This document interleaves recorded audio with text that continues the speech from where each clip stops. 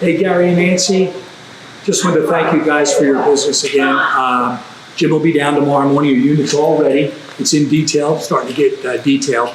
I wanted to do an operational video for you, and one of our technicians, Matt, who's one of our lead techs, has done one of these last week for us for a client. So I'm going to send you that. And it's basically an operational video of the whole unit.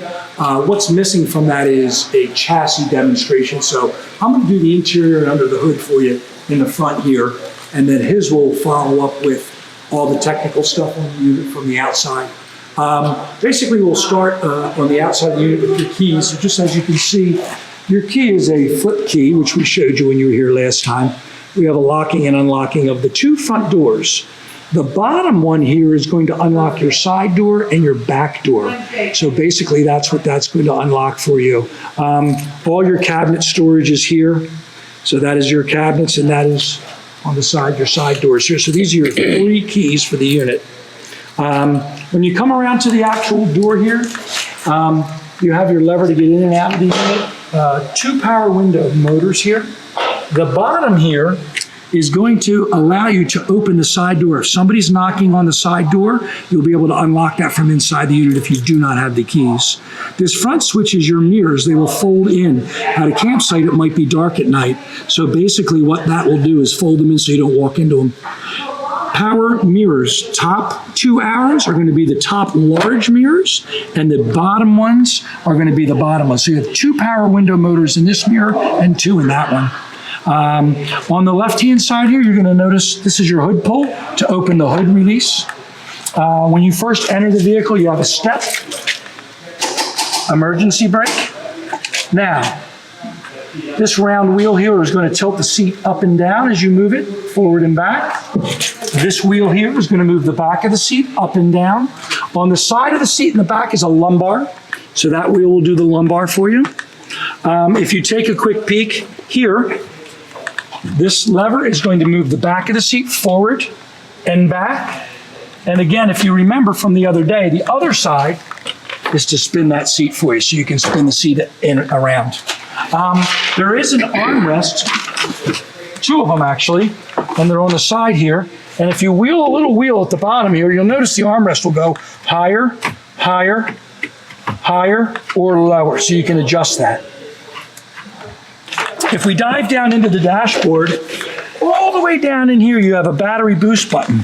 So what that is for is when, if for some reason the chassis battery, not the coach or the RV battery, but the chassis battery would go dead, if you hit the battery on button, this unit has the ability to talk to each other, the batteries, and it will, if you hit on, will allow you to start this truck up by using your house batteries.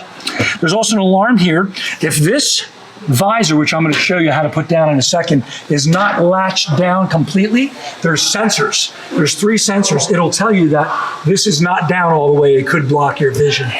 So now speaking of the visor, it is now pulled up for nighttime use.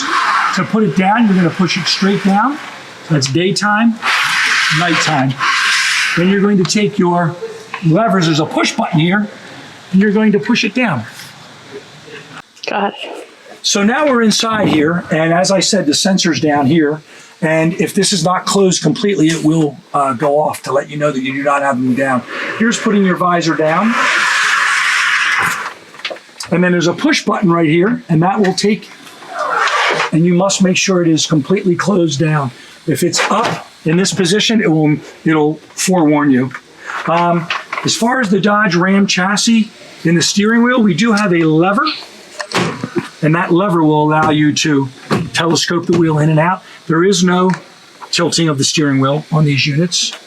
On the right side, you're going to notice you have got different speeds for the wipers and different intermittent speeds here. And by pushing it up, it'll mist one time. Sweep for you once, pushing it up. This is your fluid on the side. Here's your turn signals. Headlights off and on automatic feature. Again, your high beams are pulling towards you. There's a bottom stalk down here for cruise control.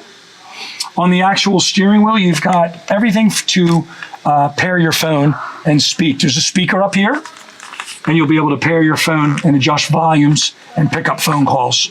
Down the bottom here, additional speaker, auxiliary, USB, another USB, and another 12-volt power point. Along the bottom here, you're going to notice we have fog lights off and on. ESC is your traction control system, and you can actually shut it off, and ESC off will come up on the dash, and that's if you have to spin out of a ditch or something like that, or on ice. It'll allow you to spin the wheels without the ABS system activating.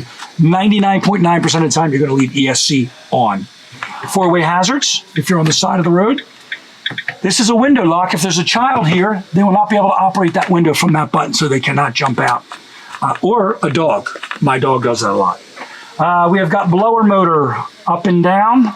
We've got temperature, cold and warm. And then we've got different, as you can see, positions, face and feet, defroster and feet, just defroster. Now inside of these are push buttons. This one is going to be your rear defroster. This one's going to be your air conditioner.